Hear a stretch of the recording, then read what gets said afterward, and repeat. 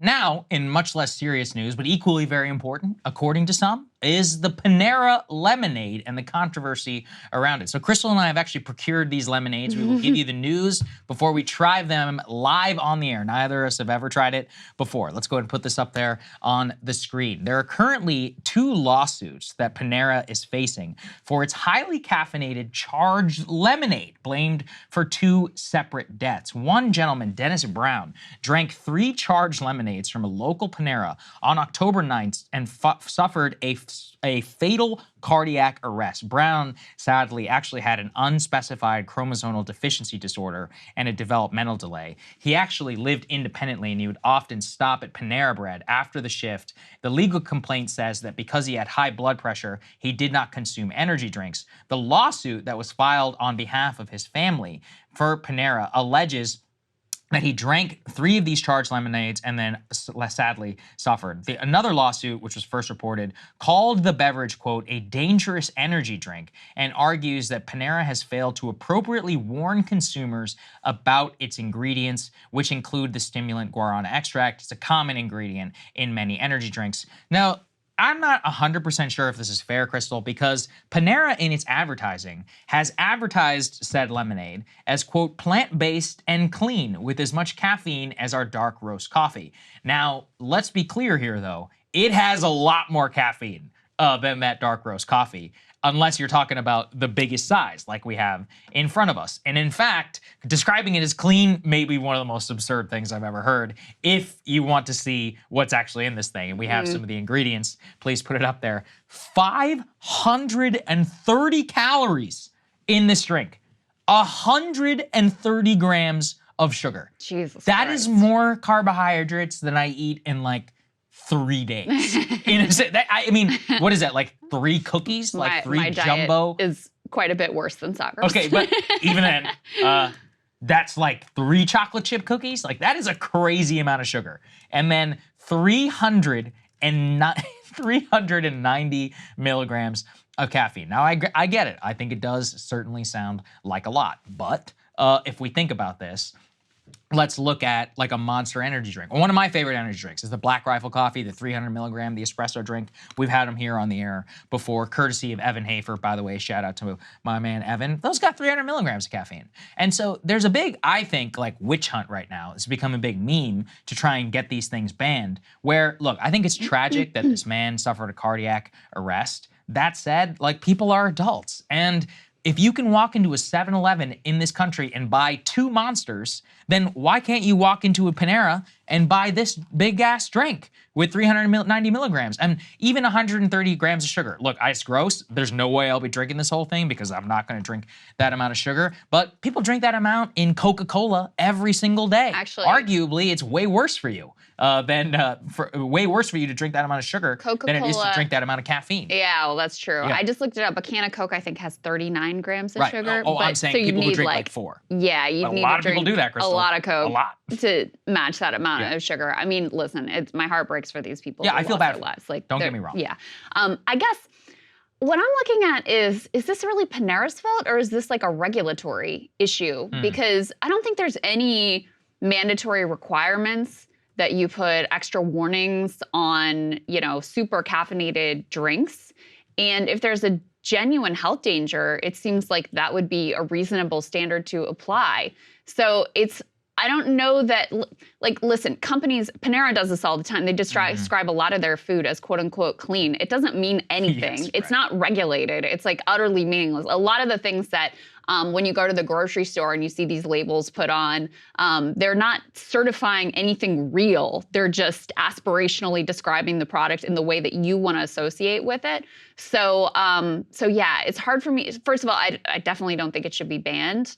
I don't know that it's Panera's fault or that they should be punished, but I would like to see it spark a conversation about whether there should be more warning labels on highly caffeinated drinks. Because I have to say, like, thinking about, I take my kids to Panera sometimes. If I wasn't really paying attention, I don't really let my kids have caffeine because they're crazy enough as it is.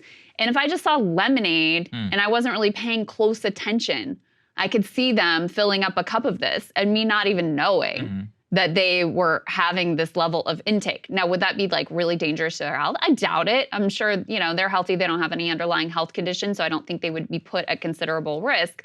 But as a parent, I would like a little additional information or a little additional flag, because I would never think, even if I took note of quote unquote charged lemonade, I would never think it had that level of caffeine in it, because that's insane. So it makes it cool. That's why it's cool. 390 Cool. milligrams. All right, so I looked it up. Can't handle all that. Regulation around caffeine and energy drinks is that they are classified as dietary supplements. Thus, they are not required to have FDA approval before production or sale. The FDA does not currently regulate the amount of caffeine and other stimulants that are found in energy drinks. Again, I mean, I think that's fine. Especially, we have a current system, especially right now, is that things don't really get banned unless you can prove some sort of public health crisis, and specifically targeting to teenagers. So as I said, many people are calling it the fifth loco. I actually think what happened to Four Loko was bullshit. If you look back on it, their argument against Four Loko in 2009 was that the amount of caffeine had to be banned specifically because it was being marketed to teenagers. I mean, that's obviously false, because it was being marketed to people who can legally consume alcohol. Now, in terms of its marketing and all that, was it targeting young people? Yeah, and as a participant in Four Loko Fridays, it was awesome. Now, I also remember, though, that when Four Loko was banned, what did people start doing? They started buying Red Bull and pouring it into Four Loko because, and I think vodka Red Bull at that time also took off as one of the more popular bar drinks. It was just it's like a natural combination that people who are really drunk, frat culture and all of that, are going to indulge in regardless. So to me, it seems very nanny state when we look back on it. It's a lot like what happened to Juul in the same way. Well, we're going to ban Juul because they're targeting children. And by that, we're going to destroy this multi-billion-dollar American company so that cheap Chinese vapes, what are those, Elf bars and all those other things, can be widely available in every vape store in the entire US. And you can buy Zyn and all. You can buy like 12 milligram like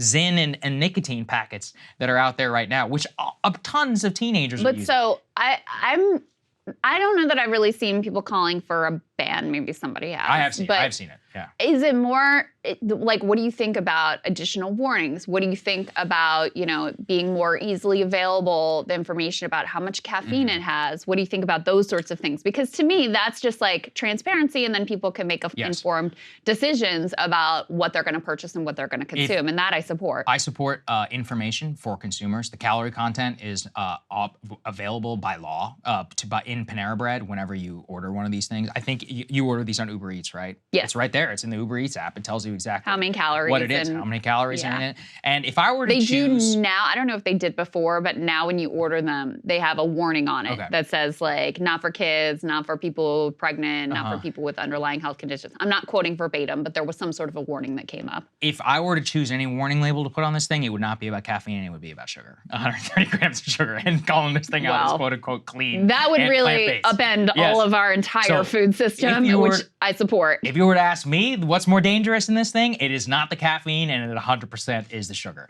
And I would support that for every drink out there on the planet, some sort of massive warning label as to what's actually going to kill you. But have we talked around this enough? Should we try it? Let's try it. Should we drink it? All right, cheers. Cheers. Okay. Mine is pretty good. Tasty. Mine's pretty good. It's good. I got the strawberry lemon mint one. I'm liking it. Yeah. I hate to say it.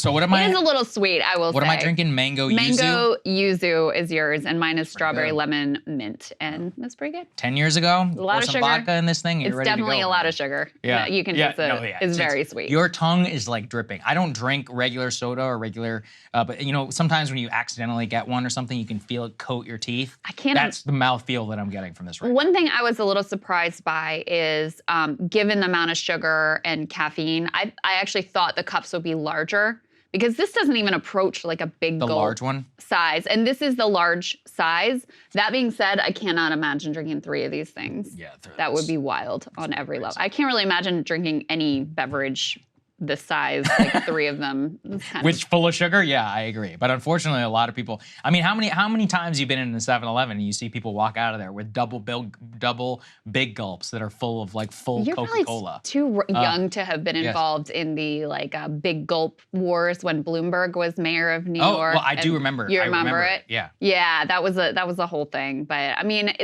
listen, I am much more in support of transparency and changing incentives than like outright bans. Yes. I think are generally not the way to go. I agree Unless with it's like a really exceptional circumstance, but I don't know that this qualifies as an exceptional circumstance. Certainly doesn't, in my opinion. Anyway, thank you for indulging us, letting us have fun on this. Hey guys, if you like that video, go to breakingpoints.com, become a premium subscriber, and help us build the best independent media organization on the planet. That's right. We're subscriber funded. We're building something new. We want to replace these failing mainstream media organizations. So again, to subscribe, it's breakingpoints.com.